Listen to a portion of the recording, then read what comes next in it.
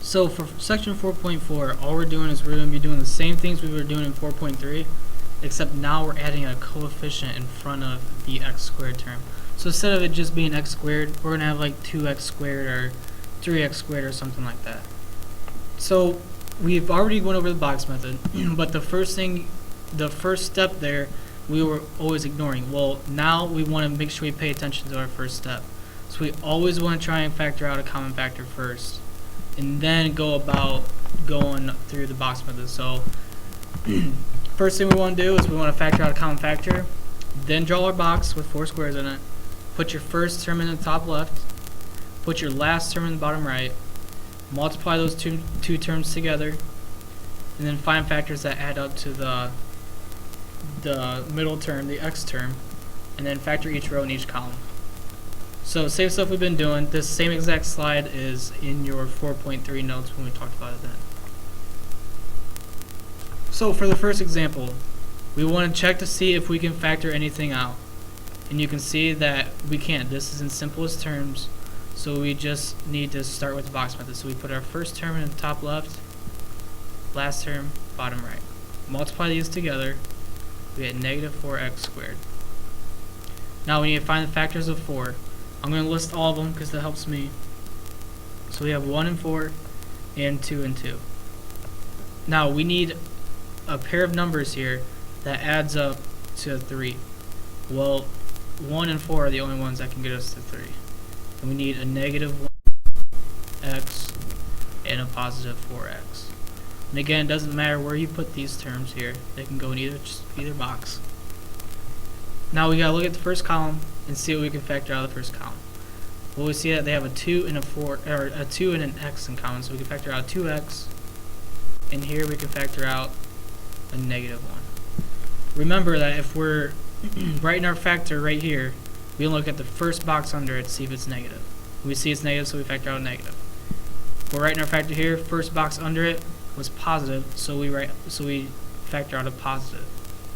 We're going to do the same thing on the side here. We see that this is a positive, so we factor out a positive. And for our factor here, we see that this is a positive, so we're going to factor out a positive. Now if we look at our top row, we see that we can factor out an x, and our bottom row, just a 2. Now you'll see that we used to be able to say, well, whatever we put in here, we're going to factor out. So we put in negative 1, we factor out negative 1. Well, that's right in this case. But here we put in a 4 and factored out a 2. So we can no longer say that whatever we put in each box is what we're going to factor out of each box. So our two factors are 2x minus 1 and x plus 2.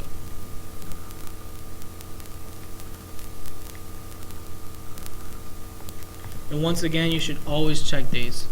So for this first one, I will check, but the rest of them I will not due to time. But you should always check these by foiling or distributing. So I'm going to FOIL or distribute this, so I get 2x squared plus 4x minus x minus 2. And then collect like terms. And you get 2x squared plus 3x minus 2. And we see that this here is the same as this. So we're good. Once again, we'll check for a common factor. Well, we see that nothing can factor out of here. So let's just go ahead and put our first term in the top left, last term in the bottom right. Multiply these together, and you get 12x squared. Now we want to list the factors of 12. So we have 1 and 12, 2 and 6, and 3 and 4. Now we need a pair of numbers that is going to add up to a positive 7. Well, the only numbers that add up to 7 are 3 and 4. So we have a 3x here and a 4x here. Once again, it doesn't matter where you put these. So in the first column we can factor out an x. In the second column, we see that they don't have anything in common, so we just factor out a 1. In the top row, we can factor out a 3x, and in the bottom row, we can factor out a 4. So our factors are x plus 1 and 3x plus 4.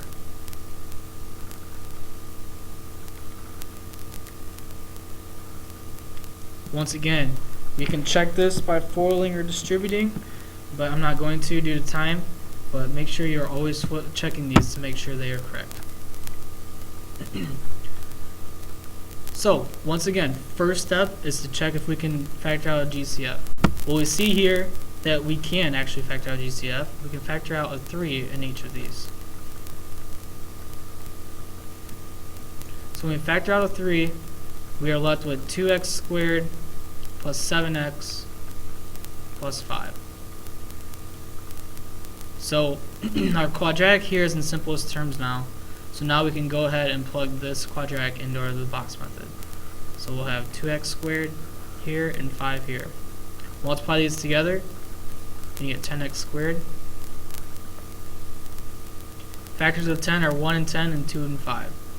We need a pair of numbers that is going to add up to a positive 7. Remember, we don't care about any of this anymore. This is our new quadratic. So we want a pair of numbers that adds up to a positive 7. Well, 2 and 5 do. So we're going to have a 2x and a 5x.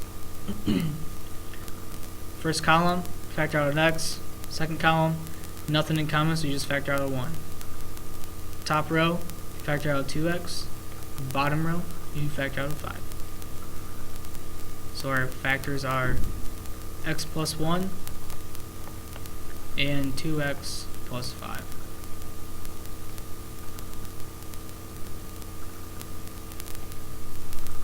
Once again, full distribute that to check it, and you should get, when you full distribute, you will get this quadratic right here and not this one.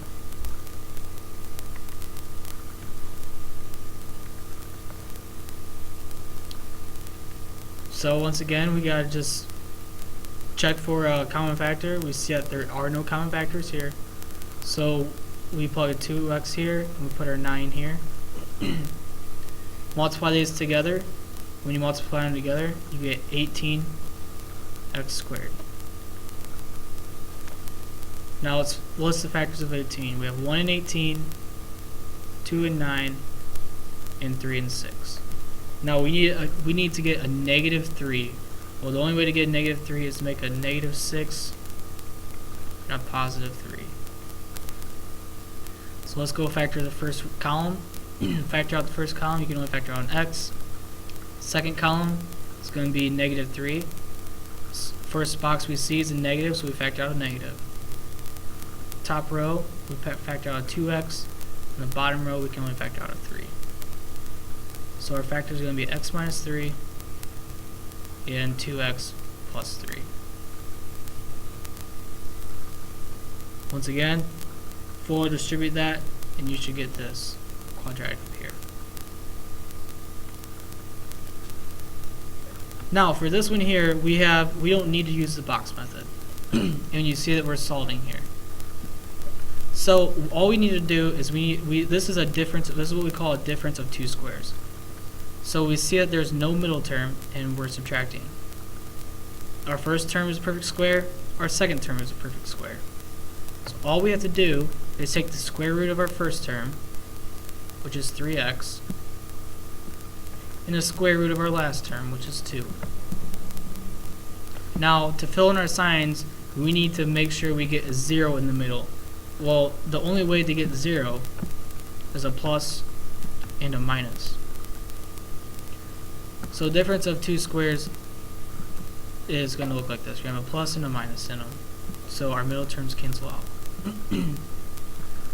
Now we need to solve this. So we need to set each of these equal to 0. So we have 3x plus 2 equal to 0. We'll subtract 2 from each side. We need to solve for x. So we have 3x equals negative 2. And we divide each side by 3.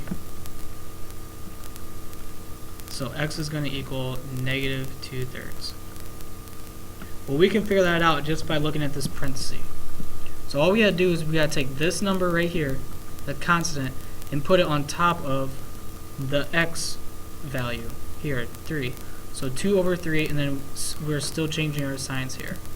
So x is also going to equal, well, we change our sign, so our sign becomes positive, and we take this number and put it over this number. So we'll get 2/3.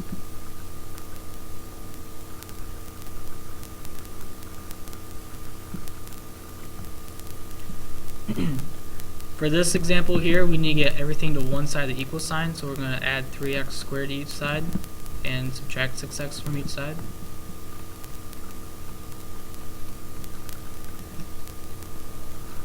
When we do that, we get 8x squared minus 8x minus 6 equals 0. Now, we're still not in simplest terms. We can factor out GCF here. So when we factor out GCF, we factor out a 2. So we're left with 4x squared minus 4x minus 6. No, minus 3, sorry. Okay, so now all of this here does not matter. We don't care about any of this anymore.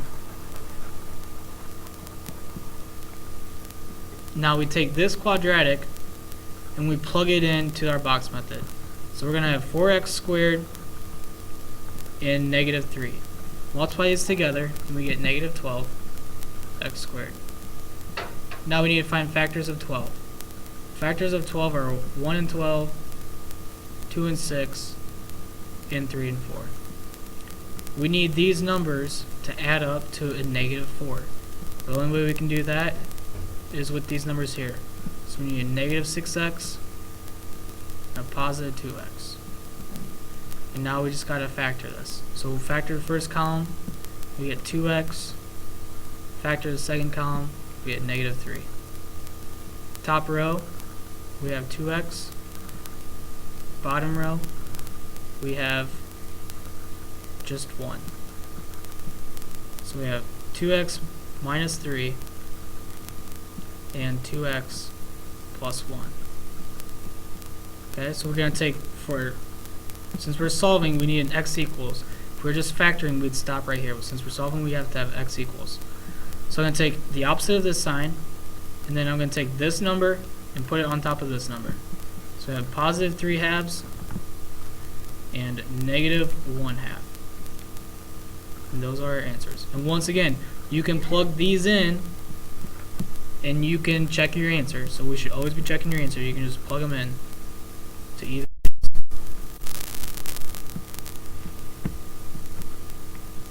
Last example here. First thing we want to check for is common factor. Can we factor out a common factor? Yes, we can. We can factor out a 3 from each. But our leading term is negative right now. We want our leading term to be positive, so we're going to factor out a negative 3 with each of these. So our x squared term becomes positive. So when we factor out negative 3, we're left with 12x squared minus 16x plus 5. Then we plug this quadratic, so none of this matters anymore. And we plug this in to our box method. So we have 12x squared and 5. Multiply these together, we get 60x squared. Factors of 60 that are going to get us to negative 16. Well, that's going to be 10 and 6, and they both have to be negative. I would list all the factors of 60, but there's a ton, and I'm running short on time, so let's look at the factors of this first column. Well, we have 2x, second column just 1, and top row we have 6x, bottom row negative 5.